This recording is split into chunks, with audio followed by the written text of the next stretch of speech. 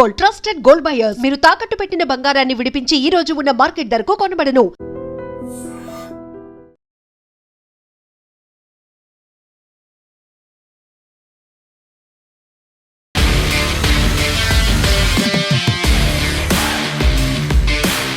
నమస్తే, welcome to I Dream Talking Point with Kavitha. దాదాపు 3 దశాబ్దాల సుదీర్ఘ న్యాయ పోరాటం తర్వాత ప్రముఖ నటి సుకన్యకు భారీ ఊరట లభించింది. తన పరువుకు నష్టం కలిగించేలా గంధపు చెక్కల స్మగ్లర్ వీరప్పన్తో చేసినటువంటి ఇంటర్వ్యూను ప్రసారం చేసిందన్న కేసుతో Sun TV network Madras high court shock ఇచ్చింది. సుకన్యకు 10 లక్షల నష్టపరిహారం చెల్లించాలని ఆదేశిస్తూ దిగువ కోర్టు ఇచ్చినటువంటి తీర్పును సమర్థించింది. యాక్చువల్గా ఈ వివాదం ఏంటి, ఎలా మొదలైంది? 1996 ఏప్రిల్ 17న సన్ టీవీలో ప్రసారమైనటువంటి నేరుక్కు నేరనే కార్యక్రమంలో ఈ వివాదం మొదలైంది. తమిళ పత్రిక Nakkeeran editor RR Gopalan వీరప్పన్ను interview చేశారు. ఈ సందర్భంగా వీరప్పన్ నటి సుకన్యకు సంబంధించి నిరాధారమైనటువంటి ఆరోపణలు చేశారు. 1996 లోక్సభ ఎన్నికల ప్రచారంలో సుకన్యకు సంబంధించినటువంటి కొన్ని వీడియోలను ఉపయోగించుకున్నారని కూడా వీరప్పన్ వ్యాఖ్యానించాడు.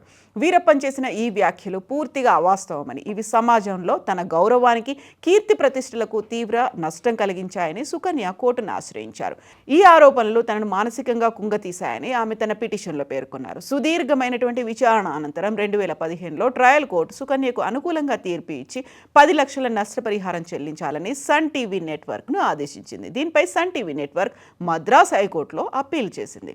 తాజాగా ఈ అప్పీల్ను విచారించినటువంటి జస్టిస్ కె కుమరేష్ బాబు నేతృత్వంలోని ధర్మాసనం సన్ టీవీ వాదనలను తోసిపుచ్చింది. ఇంటర్వ్యూను ప్రసారం చేసే ముందు దానిలో ఉన్నటువంటి అభ్యంతరకర, పరువు నష్టం కలిగించే వ్యాఖ్యలను ధృవీకరించడంలో లేకుంటే వాటిని తొలగించడంలో బ్రాడ్కాస్టర్ విఫలమైందని కోర్టు స్పష్టం చేసింది.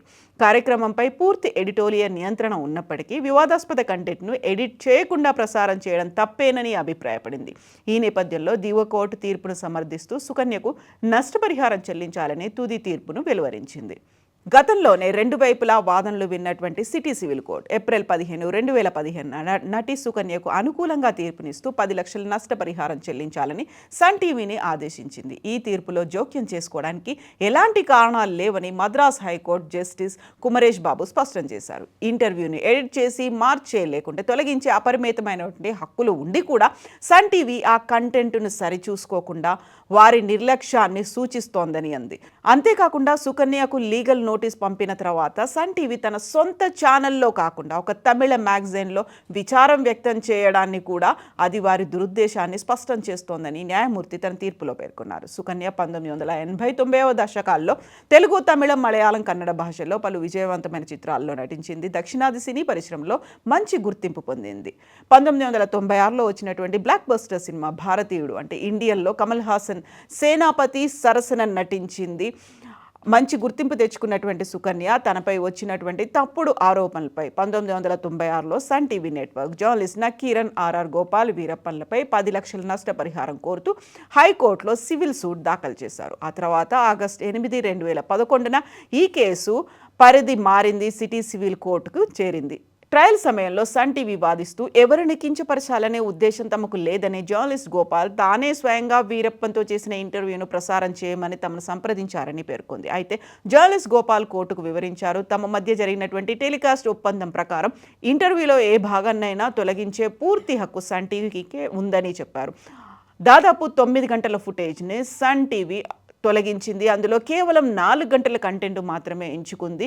ఎపిసోడ్ల వైజ్గా 8 రోజుల పాటు రోజుకు 30 నిమిషాల చొప్పున ప్రసారం చేసిందని కోర్టుకు తెలిపారు. బట్ ఇప్పుడు అది ఇన్నేళ్ల తర్వాత నష్టపరిహారం ఒక భారీ ఊరట రూపంలో సుకన్యకు లభించింది. కోర్టుల్లో ఎందుకని ఇంత జాప్యం జరుగుతోంది? అందులోనూ పరువు నష్టానికి సంబంధించి జరుగుతున్నటువంటి ఈ ఇష్యూలో గేట్ కీపింగ్ అనేది ఎక్కడ ఉండాలి? మీరేం భావిస్తున్నారో, ఏమనుకుంటున్నారో కామెంట్స్ రూపంలో తెలియజేయండి.